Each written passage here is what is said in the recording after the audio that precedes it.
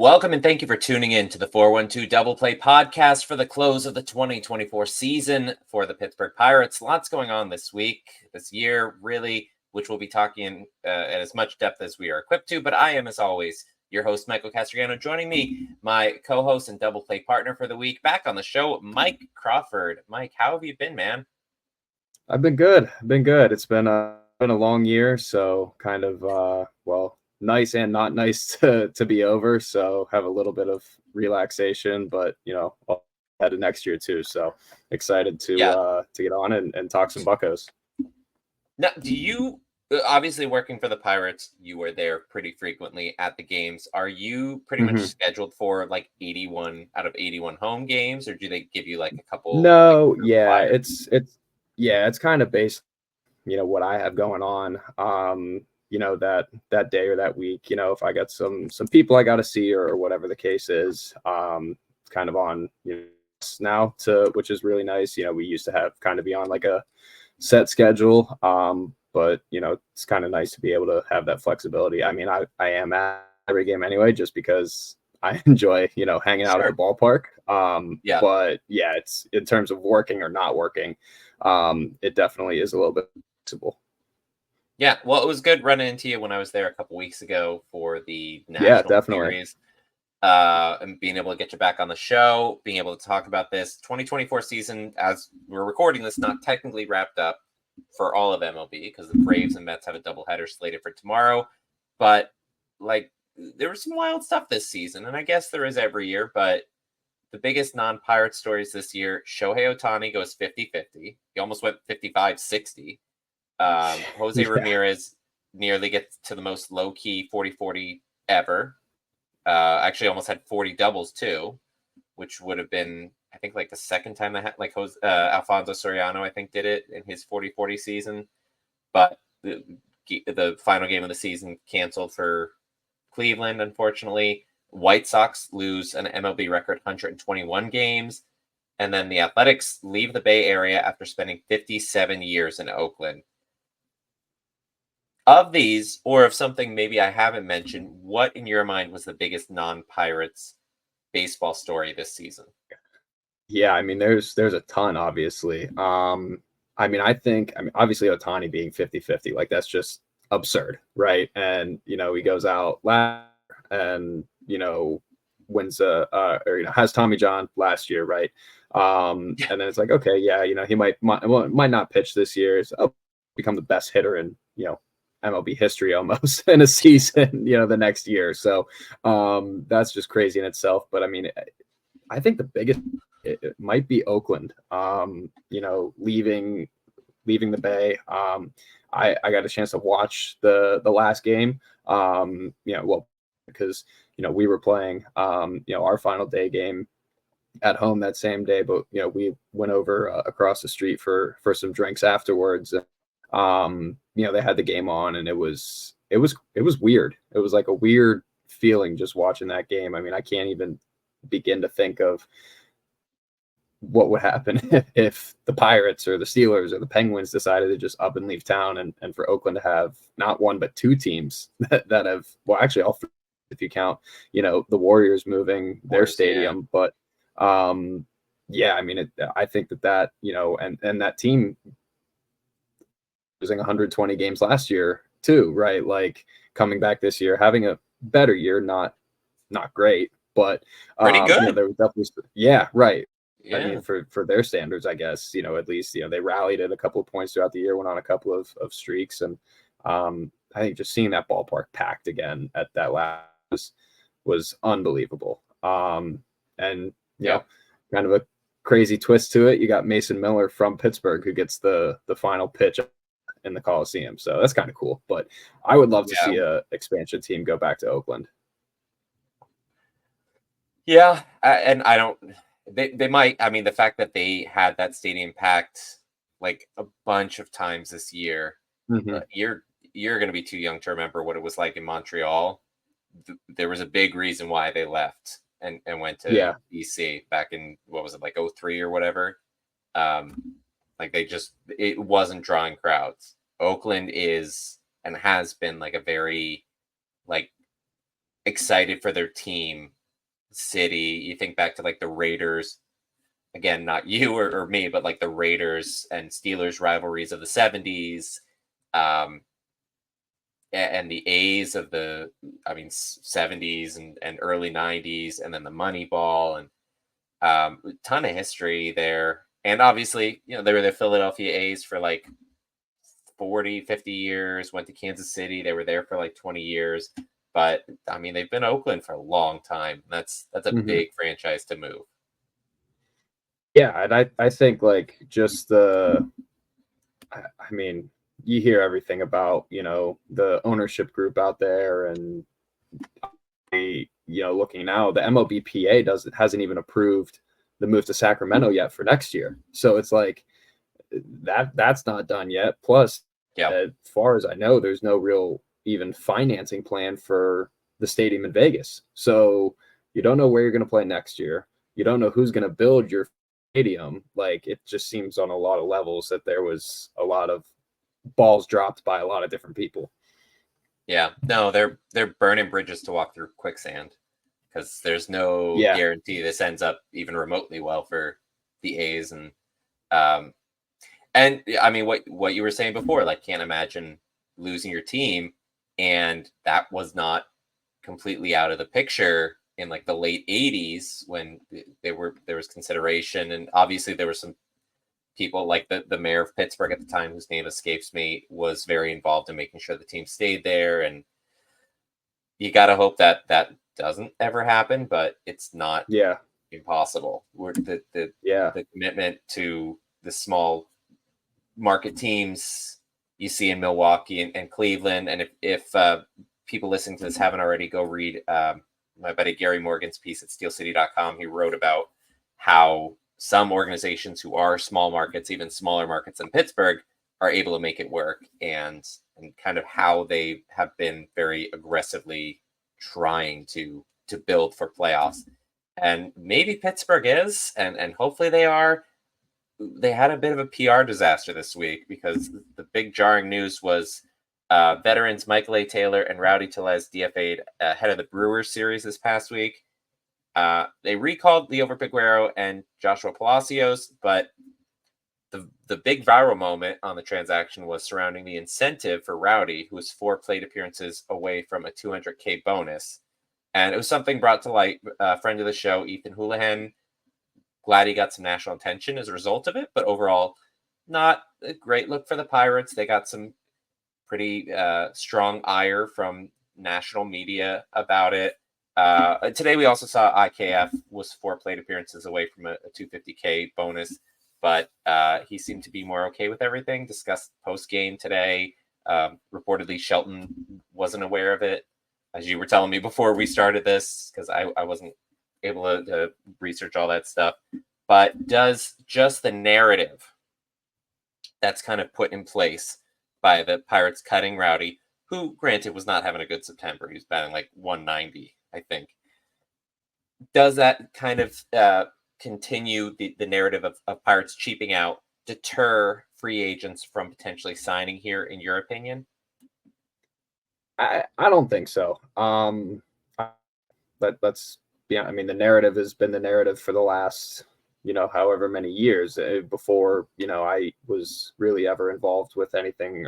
Right? And there's nothing I'm going to do or any, that's going to really change that, unfortunately, at this point. But I go back to, a couple of different things. It's not the first time that it's happened. It's definitely not the last time. It's not even the last time that it happened to anybody this season. I don't know if you had seen, but I believe, there was 2 relief pitchers that met the same fate. Craig Kimbrell was either a game or 2 away from $600,000, and he's a lot bigger of a name.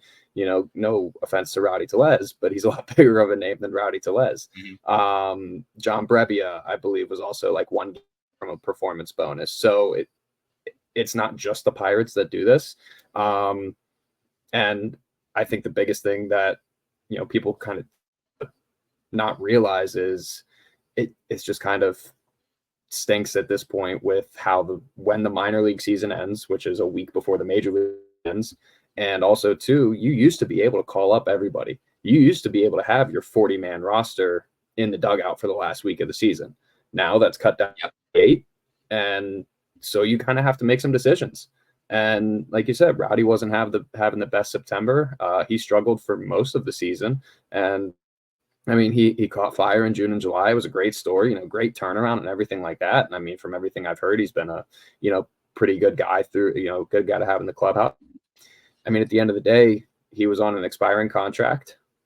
You want to get some guys up here and get them some looks that might be a good part of your future, like a Leo Verpagero, Joshua Palacios. So, I mean, unfortunately, it is what it is, right? Like, it doesn't suck. Absolutely. Like, would I have loved to see that happen for Rowdy? Sure. But it's not just the Pirates, and, it's not going to be the last time it's either. So that's kind of how I'm trying to put things in perspective, because, I mean, obviously I'm hearing a lot about it too. So.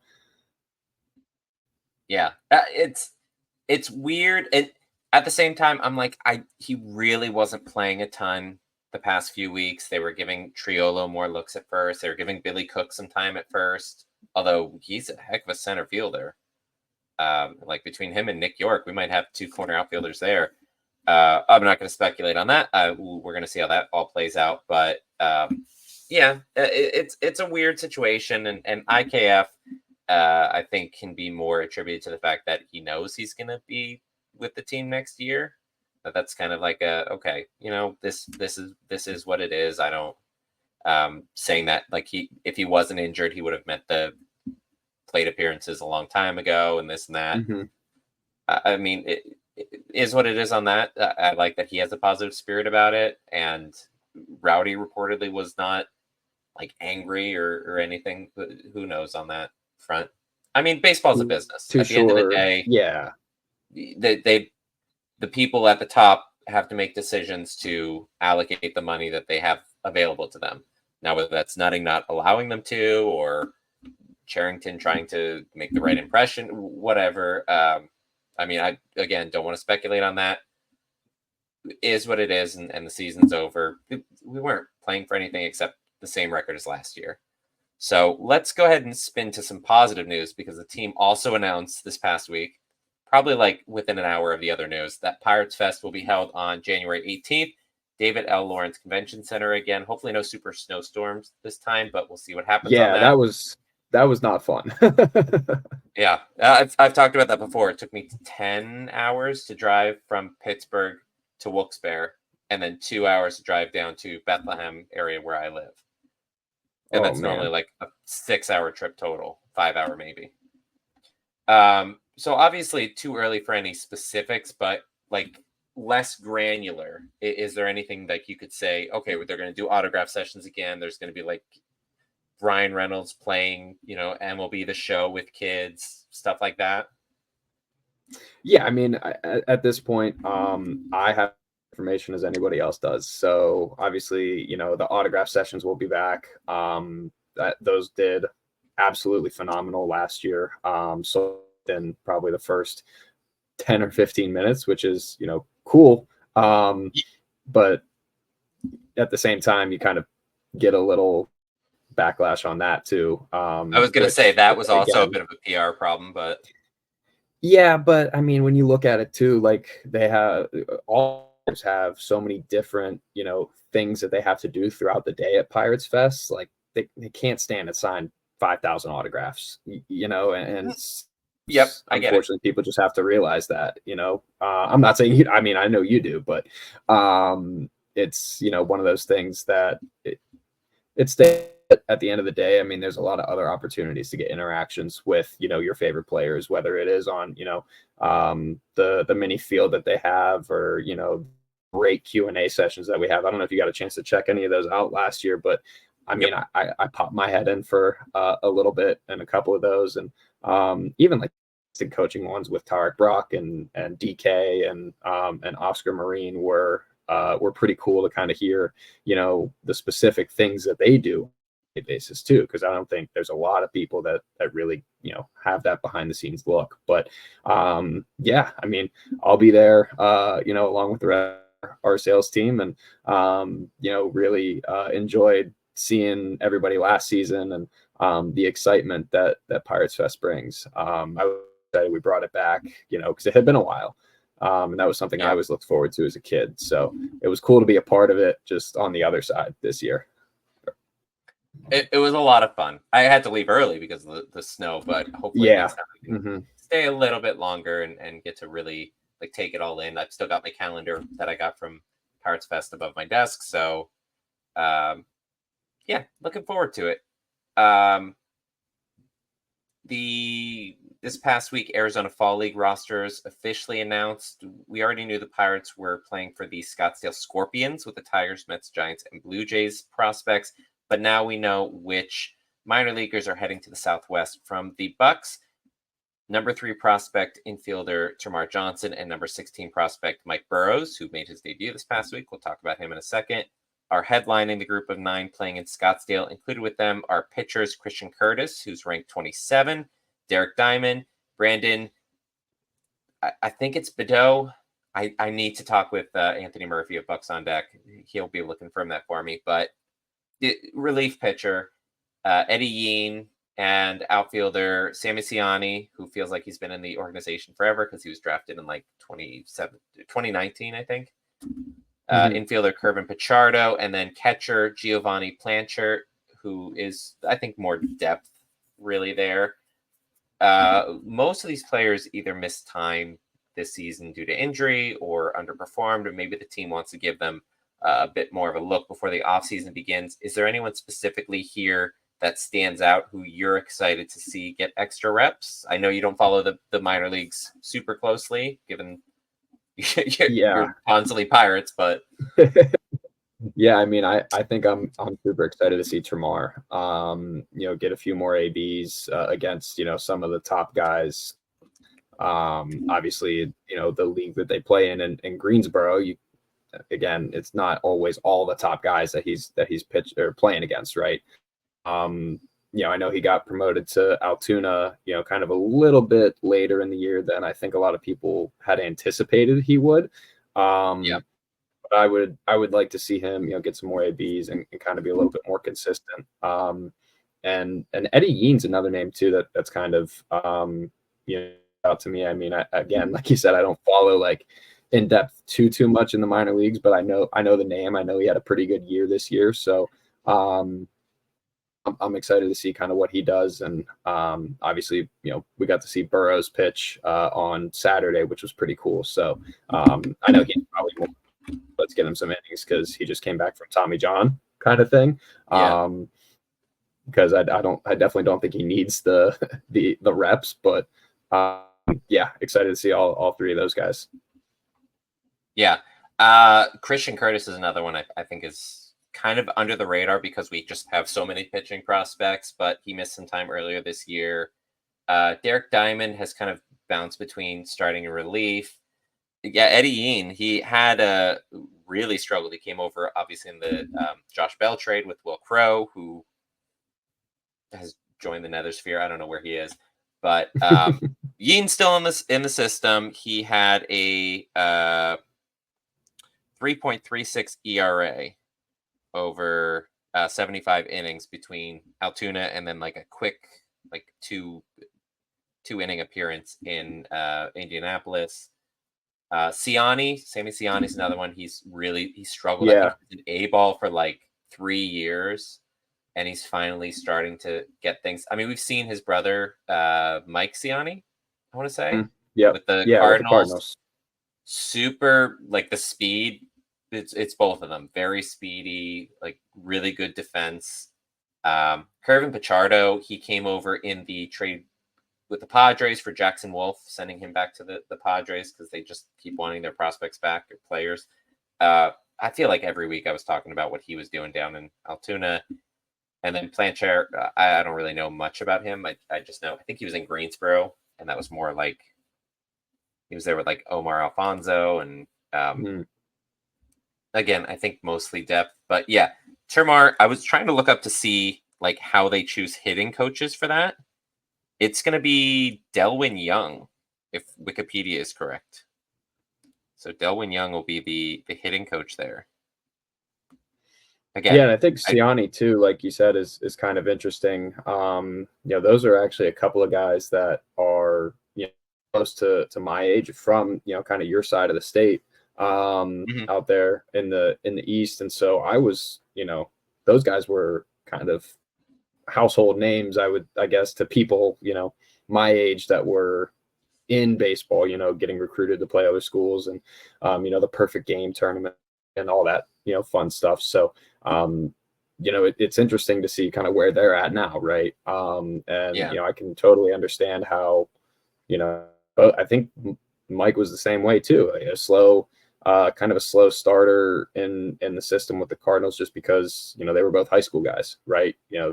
Probably took a little bit longer time to develop, and now you're starting to see where Mike is now at that age, 24, 25 area, where you start to see that big improvement. He's seen a lot of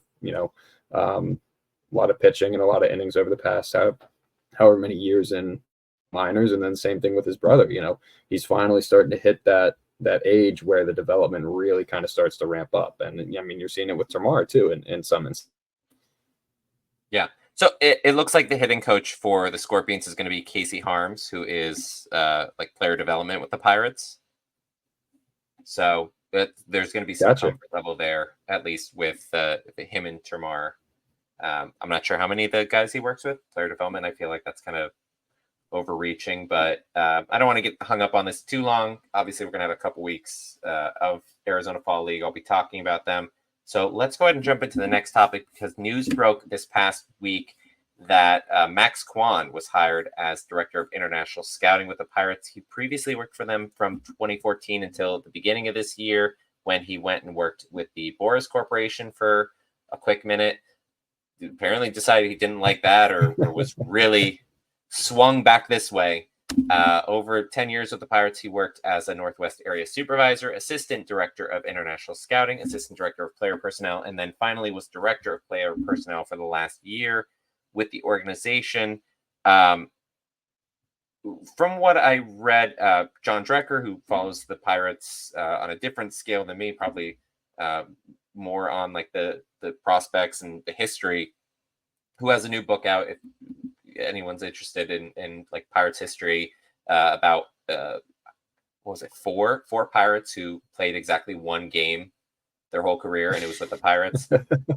He's got these unique stories, and I'm like, I dig it. I gotta put that on my Christmas list. So but he posted that Kwan, when he was in the organization, was very involved in some of the international signings out of like the Pacific market.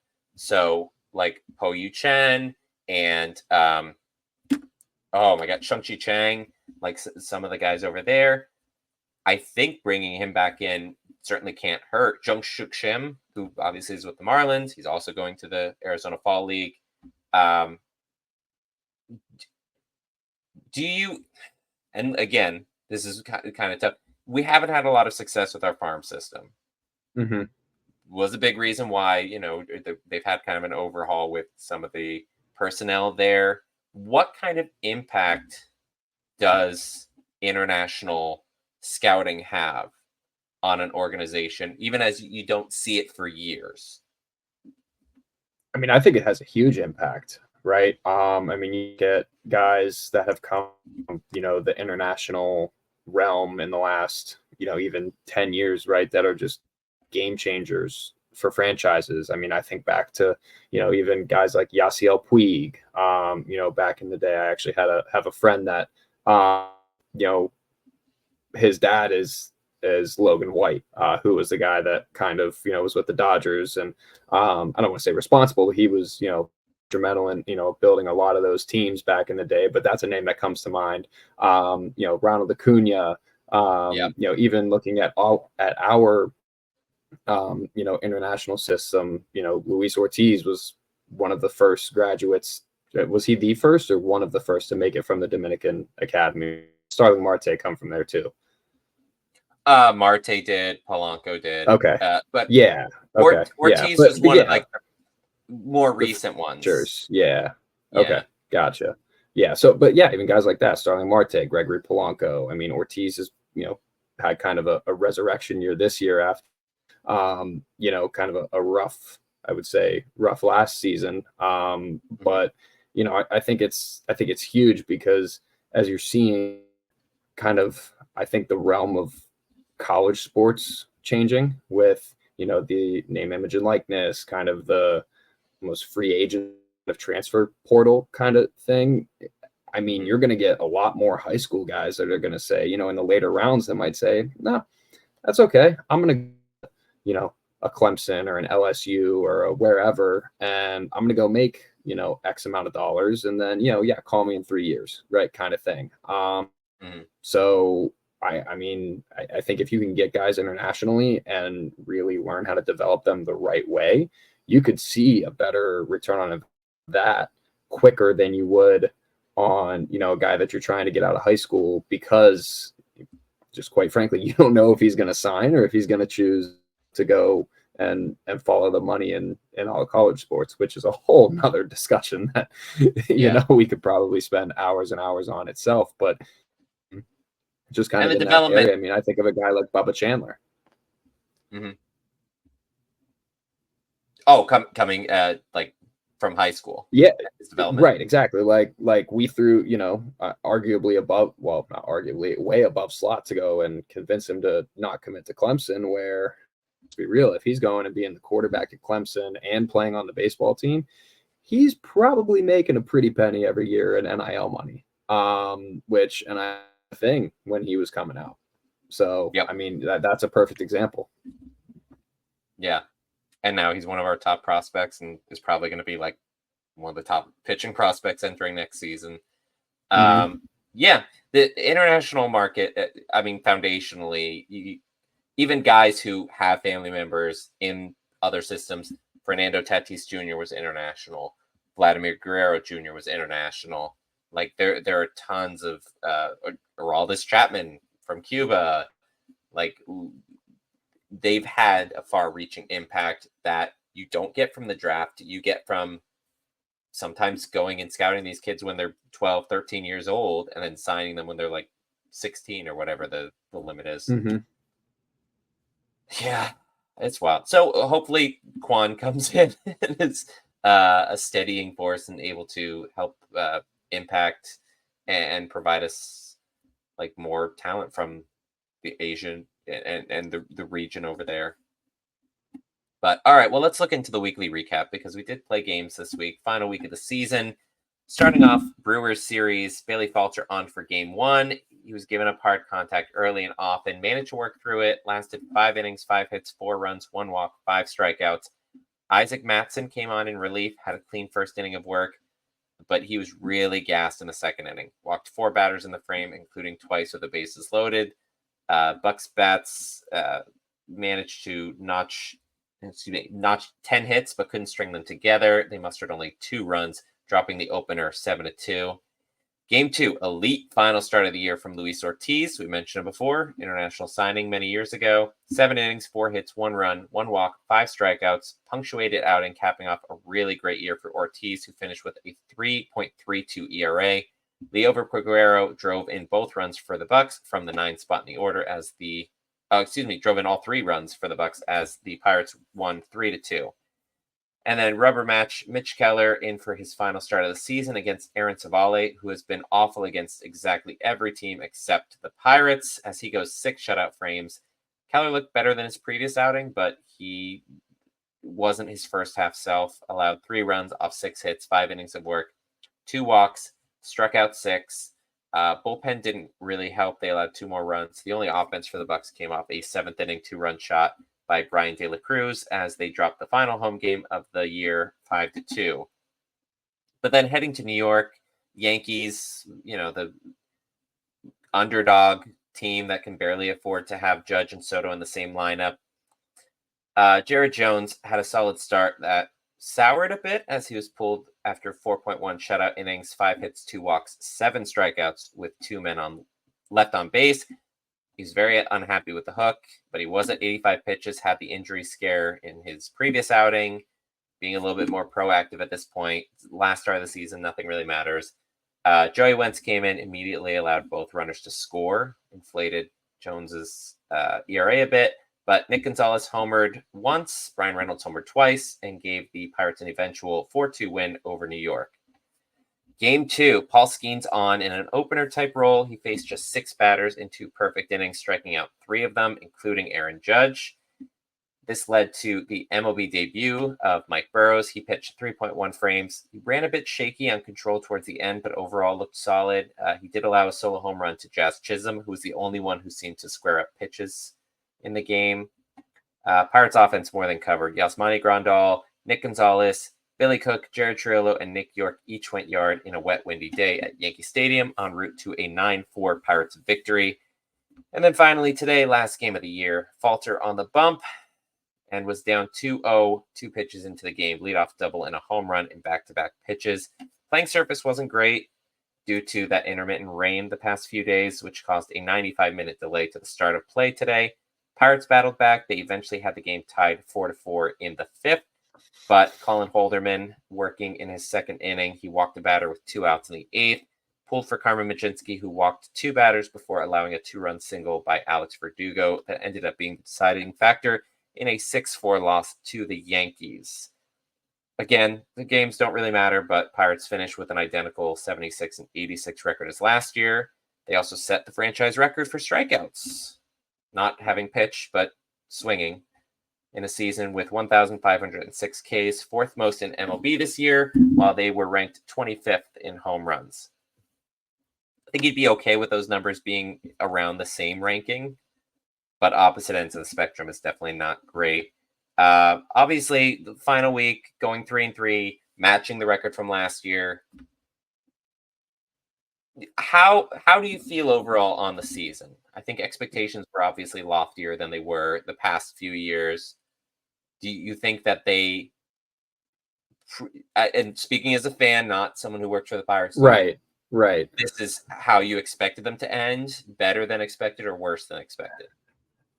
I mean, it really comes down to August in my mind, right? Like, I mean, even if you take a couple of those games where, you have leads and give them up late, or a couple of those that, the offense just unfortunately wasn't able to string anything together, you were losing a lot of 1-run games at that point. Like a couple of those go our way.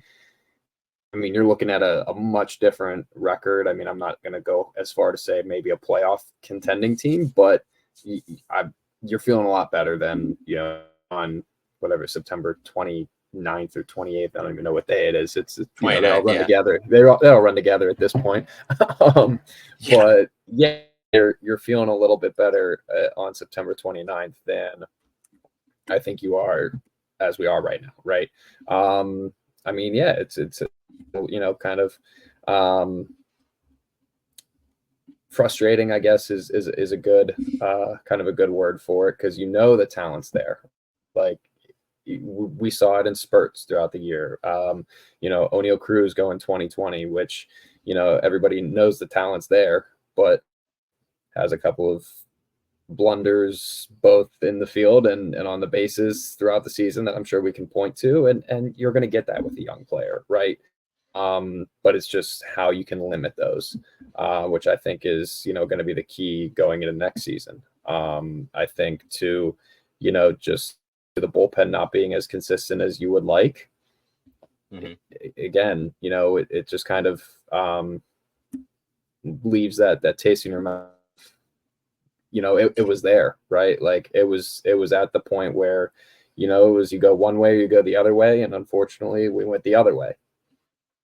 Now, finishing with 76 wins, no improvement on record from last year, is not great. I feel like they were a better team this year, and that they kind of had that 20-8 start of 2023 that maybe like overinflated that real win total. Didn't have Johan Oviedo, didn't have Andy Rodriguez, Dari Moreta. Barucki was nothing like he was last year. Yeah, just a little bit too many injuries. But like my preseason prediction, I think was like 83 or 84 wins. And based on last year, that would have been enough to get into the postseason.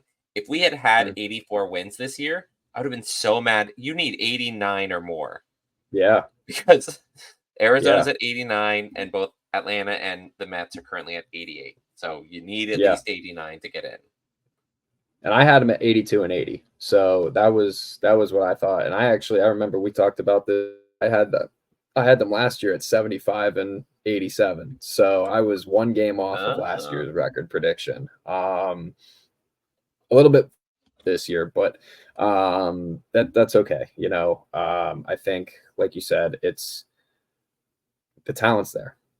And it's just putting it all together. I mean, I'll be honest, I completely even forgot about, no Dauri Moreta, who was, lights out last year.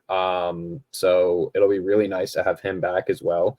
I think, my dad and I were talking today about, kind of definites in the bowl next year. I mean, you're going to have Bednar, you're going to have Holderman, you'll have Majinski, Moreta, and did I say Holderman already?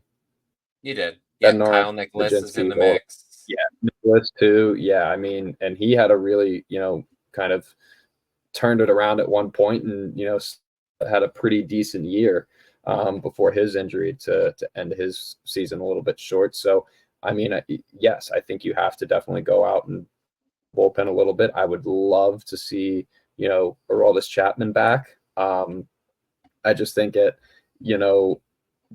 with what he did you're not going to be the only team in the bidding. And it's just, who's going to throw the most money at him, I think is what it comes down to. He's going to be 37, 38 and still throws 104. Like, I'll take that on my team any day. I don't care who you are. That's pretty crazy. All right. Well, jumping ahead of ourselves because it's special this week. Moment of Zen, reflection on the season. We've reached the end of the year. Obviously, it didn't go the way that many fans had hoped. As you mentioned, August was awful. September was not great, but we finally had a couple month stretch where it looked like a better team and that maybe they aren't too far away from Bucktober baseball again.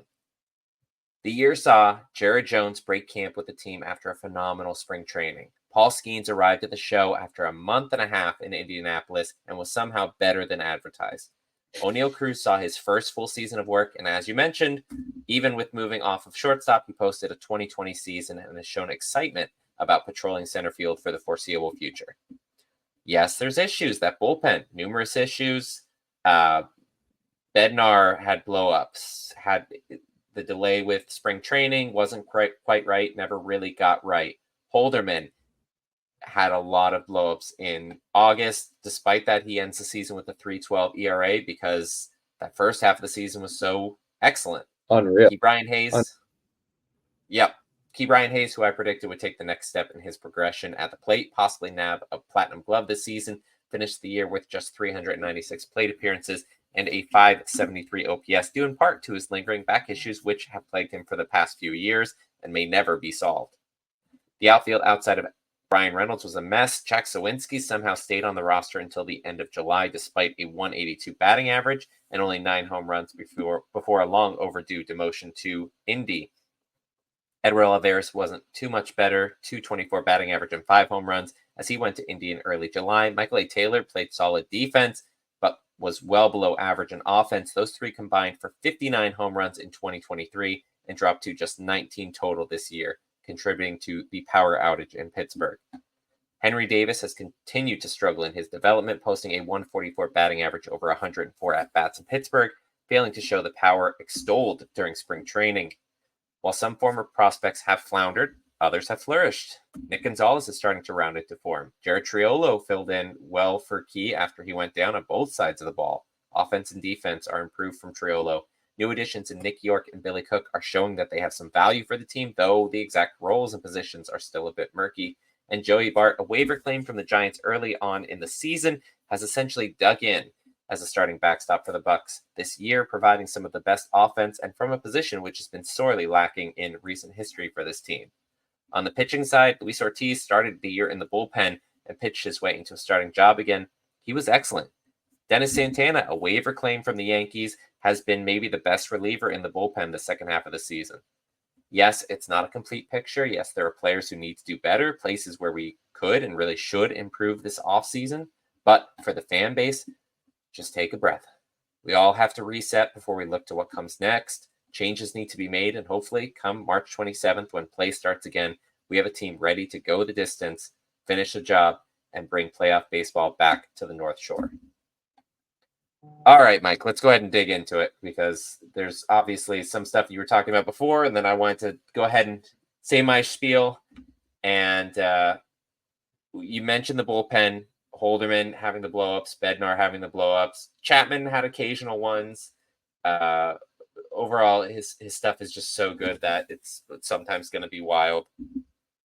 But like, who was the biggest surprise for you this season? First, good, and then we'll go bad. Oh man,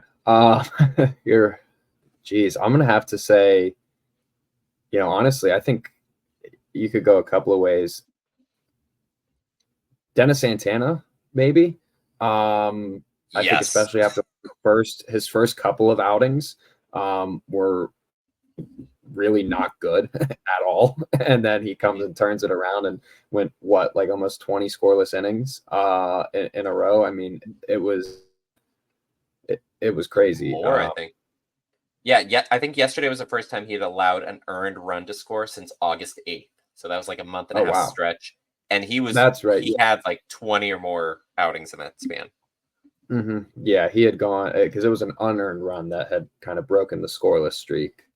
That's right. Yeah. It was an error on, I think, IKF, but they didn't mark it an error at the time. So retroactively it became unearned. But Santana's been so good.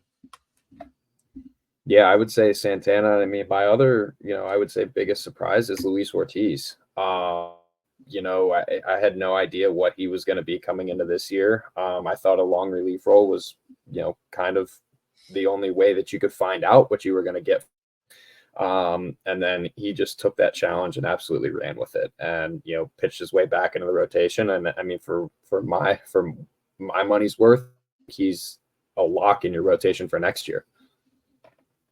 Yep, very possibly. And we've got a couple good starters. My surprise, and I'm kind of ashamed on this, is Jared Jones, because he was always fastball slider. He was working on the changeup, but it never felt like it was taking the next step.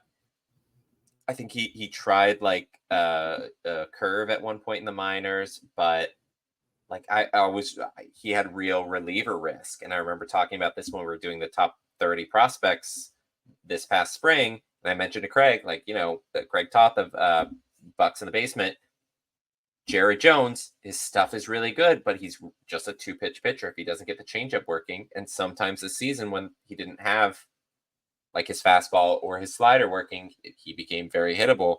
But 4.14 ERA, 132 strikeouts, 121.2 innings pitched. Obviously missed time with injury, but that's pretty productive.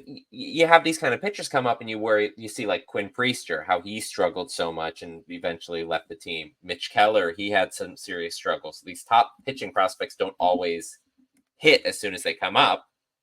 Paul Skeens being the overwhelming exception, because he was a finished product like the day he was drafted and still has so many weapons.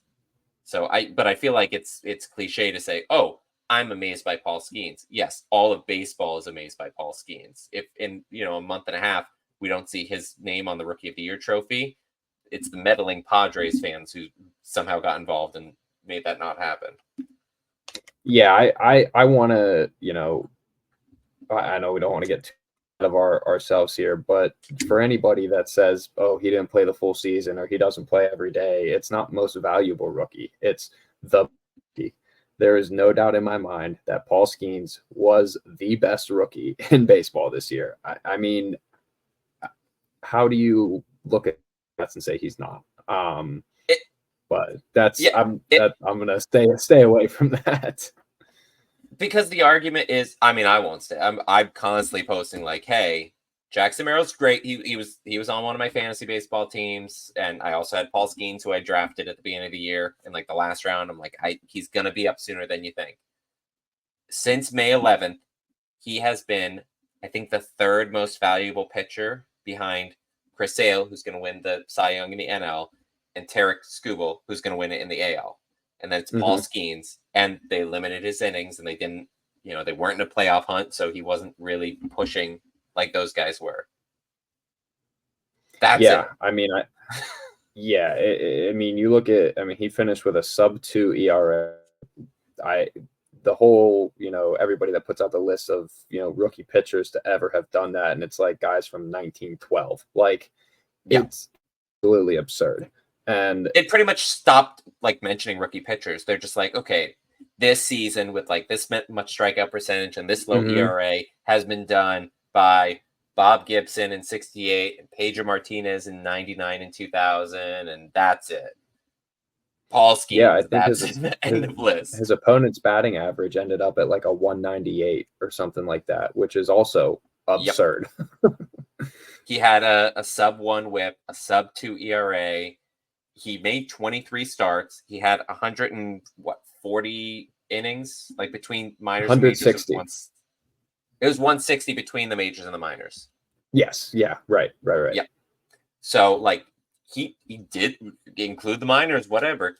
But just because Jackson Merrill was here on March 27th, 28th, whatever, and is on a playoff team, doesn't mean that he should get Rookie of the Year because he's like the third best outfielder on his own team.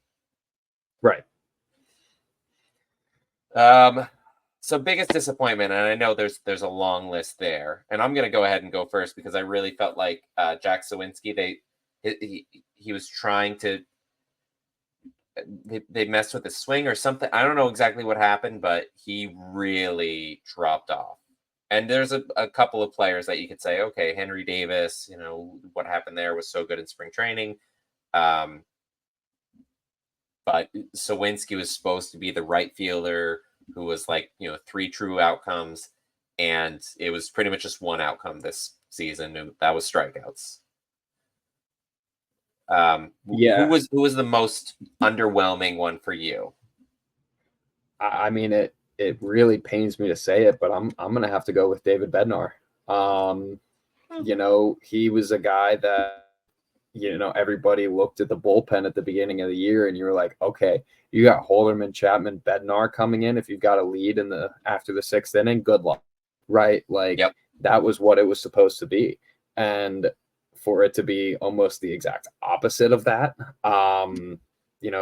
really kind of, and, I know, again, yes, he's the hometown guy. Yes, everybody loves him and he does great job in the community like that else. And that's great. We shouldn't discount that. But at the end of the day, like I still have my reservations on what he was feeling like coming out of spring training. Obviously missing spring training, or most of it, is, not for a guy like that who's supposed to be, come out of the gates ready to roll on day one. And I mean, if you remember back to opening day, he wasn't available on day.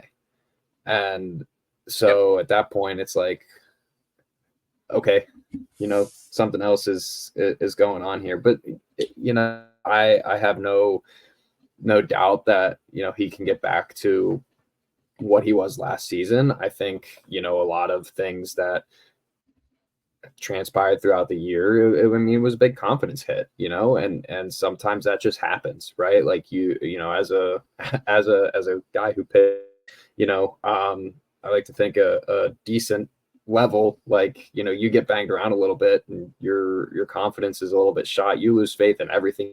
You're just thinking everything you throw up there is going to get hit, or it's not going to be anywhere close, or whatever the case is. And then, sometimes you start and I think, there was definitely some times where, it looked like he was pressing a little bit. And he's been a guy whose command was, last season. That's why, the fastball played so well, was because he could put it wherever he wanted to.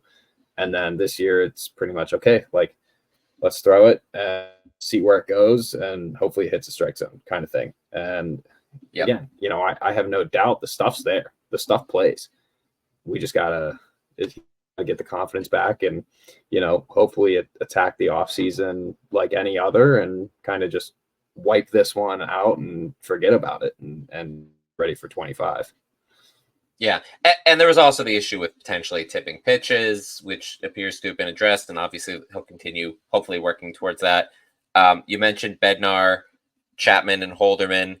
They totaled 20 losses between the three of them. Of our 86 this year, 20 of them were accorded to them. That's a lot from your 7, 8, 9 guys. You look at, I don't want to put on a pedestal, but the Guardians' entire bullpen probably doesn't have that many losses. Oh my gosh, I went up there for those games. When we played at the end of August, and we won the game Saturday night, which was really cool. But Friday, just talking with some of the people that were sitting around us, we had the lead, gave it back, and then they took it going into the set. And a couple of people sitting around us were like, yeah, you guys aren't touching, the next 3 guys coming in. And sure enough, we didn't. Was that the one where Kutch hit a home run against Class A, but we were up by 2 runs? Yeah. Yep. So, I mean, he gave up like 3 runs this year, but one of them was to Kutch. So, yeah. I mean, the point, whatever, 0.4 ERA or whatever he has now. I mean, it's up, and I know you kind of dig a little bit more into the stats, like advanced metrics and everything, than a lot of people I know. In Cleveland, when they're come in, they would put up their WRC plus on the scoreboard instead of ERA or whatever other. Manuel Class A's WRC plus was in the 600s. It was absurd, or the 400s or something. I was like, I've never seen anything higher of 150, comment, just reading it. And I was like, that's just unbelievable to me. How good he's been. I mean, Skubal obviously is going to win the Cy Young in the American League, but if there wasn't a guy that, ran away with it as a starter, I would be absolutely okay with giving it to Class A. Yeah. Yeah, and Skubal and Sale both have the triple crown. I mean, that could change because Sale might have to pitch. Well, I think he's going to have to pitch tomorrow, but it's a little insane how that all went down. The offense overall, it just, and I think they scored more runs than last year, and I forgot to look into this before recording, but the overall just didn't. They were really efficient with stealing bases, but then weren't stealing bases as much. And I don't know if that was something like the players. Cruz seemed to get way more aggressive later on in the season. He stole 10 bases in August, I think. Yeah. So I would like to see them get a little bit more aggressive overall on that front heading into next season, but they've got some. I think on the counter to that is you got to get better at holding runners on, because there's only so much that a catcher can do, in the run game when guys are getting, a jump off of the pitcher's, tendencies to the plate. I mean, what game was it against? I think it was the Brewers that, they stole 8 bases off of Keller or something like that. I think it was. I was going to say the Phillies, but it might have been the Brewers. I think it was that first Brewers series sometime in July or August. But I mean, you just, and I know the pickoff rules changed. I know that, but you got to be better at holding guys on. I mean, look at Paul Skeens did at holding the running game. I mean, he picked off 4 or 5 guys this year. So just. Yeah, that's one thing that I think you need next year, because I mean, how many of those stolen bases account for runs, or how many of those double steals with guys on first and second do you now have guys on second and third with 2 outs where you could have gotten a double play ball to end the inning, and now you're a single away from 2-run scoring. Yeah, and it's on the catcher as much as it is on the pitcher. Grandal was catching Keller during that game, and he has his the slowest pop time in baseball. I posted about this today. He has the best second half WRC plus of all catchers in MLB. He's ranked. And top. I think too, an interesting thing on Grandal. And we talked about this a little bit too when I saw you a couple of weeks ago. I think, he just needed to get reps. Like, he pretty much missed all of spring training and most of the beginning of the season too with an injury. And obviously he came back and wasn't the same, or the guy that we thought he could be, and really just not great at the plate. But then turned the corner, come end of July, and it was pretty good for them at the plate. The batting average isn't going to show it because of how bad he was early in the season, but I mean, I think he was just a guy that needed to. And I kind of think it's more, it probably is some that, but I think it's also, there was a period of time where he became like a primary catcher, and I think that really wore on him because he's old. He's 35. 35's old, I guess. And when he became more like a just Skeens, sometimes Keller, sometimes the second catcher, it was a lot less stress, and he would just go out like a 228 batting average, 9 home runs, 704 OPS is way better than we've had from our second, probably from our first catcher the past couple of years, much less our second. So yeah, I didn't even realize his OPS got up that high. That's actually that's pretty good. He homered every time Skeens started. Yeah, like this. Yeah, 9 home runs. I think 8 of them were with Skeens starting the game. Yeah, including Saturday. Yeah. So, really wild on that. Possibility, and we talked about this like previously as far as like first base, and I'm not going to get into like the free agent market, but Reynolds, do you think he has more value trying to learn first base or trying to stick in left field where he was statistically the worst defender in the outfield in baseball? Yeah, I mean, that's tough, honestly. I mean, I think left field at PNC is one of the more difficult left fields to play in all of baseball. Yeah. So I don't know why he's not in right field with his arm. Yeah, I mean, right. Improved. And maybe a comfort thing for him. Who knows? Again, we won't know the answer to that, but I thought it was interesting at, when at first everything came out, and, of course, people that want to bash the Pirates for, whatever reason they can. And they're like, oh, they're going to move, positions and everything. Like, I didn't even realize Reynolds was the one that came to Shelty about it. And, 3 years ago said something about learning how to play first base. So like, it's been in the works for a while. I think, at one point Shelty said it would be more of like a temporary, or not temporary, but would be more of like a,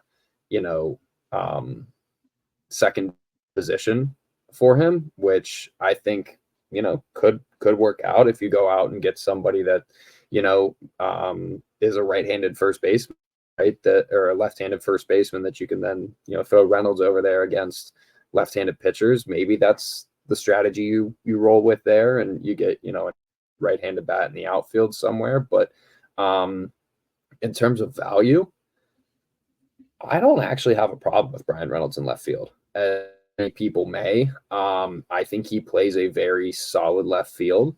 Obviously, like you said, statistically may not be the best in baseball, but I think that, the ballpark you play in has a lot to do with that. I think, having times a different center fielder, throughout the season, I mean, that can be a big issue too. I mean, you think about, the center field, the communicator of the outfield, the quote unquote quarterback of the outfield, right? If you have a guy out there that's, plays the game differently almost every single game, right? Like maybe, Michael A. Taylor gets to a ball that Jack Sawinski doesn't, or Jack Sawinski expects or thinks that, Brian's going to take it, Michael A. Taylor would come and get, or O'Neal Cruz would come and get, right? Like that can maybe kind of mess things up a little bit too, in terms of kind of the community out there. So I think with having a more consistent 3-man outfield next year, and, Cruz and Reynolds, and, I would assume you're going to have De La Cruz fielder. I think that may help those stats. I don't know. That's just a blank guess on my part, but I have no problem with Brian Reynolds playing left field because I think you can piece together a lot better value options at first base, if that makes sense. Mm-hmm. Free agent market and, all that stuff. Yeah, we'll see. I mean, we've got another month until everybody becomes official free agents and discussions can officially start happening. So we'll get into that later on. But we've gone on long enough. So that wraps it up for this week's episode of the 412 Double Play podcast. Thank you for joining this week. Follow me on the socials at 412 Double Play. Follow Mike at Mike Crawford _17. Find him at Pirates games next season and obviously at Pirates Fest in January. I'll be there as well. Check out steelcity.com for all your news and updates about Pirates from myself, fellow Pirates podcasters, writers. We're going to have immediately speculating on offseason moves this team should make, I'm sure. Go ahead and check those out. We've been getting out a bunch of articles lately. Link is always in the description. Follow the show on YouTube, Spotify, Apple Podcasts, wherever else podcasts are found. Thank you again for joining us this week, and let's go Bucks. Let's go Bucks. Take it away, Sawyer. Ready, Jolly Roger, dude. Thank you.